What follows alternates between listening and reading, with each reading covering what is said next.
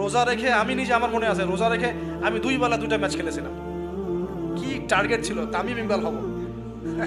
কি একটা অবস্থা। হ্যাঁ, এবং আলহামদুলিল্লাহ অল্প সময় অনেক তো গিয়েছি, আল্লাহ পাক ওই হিস্ট্রিটা মিটিয়ে দিয়েছেন, আমি শুকরিয়া আদায় করি আল্লাহর কাছে। কিন্তু এখন কিন্তু আপনি সেটা, আমি পারছি না। আমি এখন আমাদের বাসায় যে রানিং মেশিনগুলো আছে, এগুলোতে দেখা যায় 20-30 মিনিট দৌড়ালে আমি হাঁপায় যাচ্ছি। আমার এখনও মনে আছে যে আমি একটা রংপুর যে ক্রিকেট গার্ডেন একটা আছে, আশরাফুল ওই সময় খেলতো, ওইখানে আমরা 10 রাউন্ড দিয়েছি, 10 রাউন্ড। তো এই ফিজিক্যাল ফিটনেসের ব্যাপারটা খুব গুরুত্ব দিচ্ছে এই কারণে, কারণ আমরা যদি ইসলাম পালন করতে চাই, আল্লাহর ইবাদত করতে চাই, দিনের জন্য কিছু করতে চাই, ফিজিক্যালি ফিট থাকতে হবে।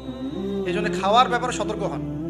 খাওয়া, আমরা তো মাশাআল্লাহ একটু আগে খাবার তো মানে আসছি, আমরা আলোচনা শুনতে খাওয়া শুরু করলাম, মানে বিশ্বাস করেন আমরা গরু খাওয়া মুসলিম হয়ে গেছি। আমরা এখন খালি গরু, শুক্রবার মানে কি গরু খাও।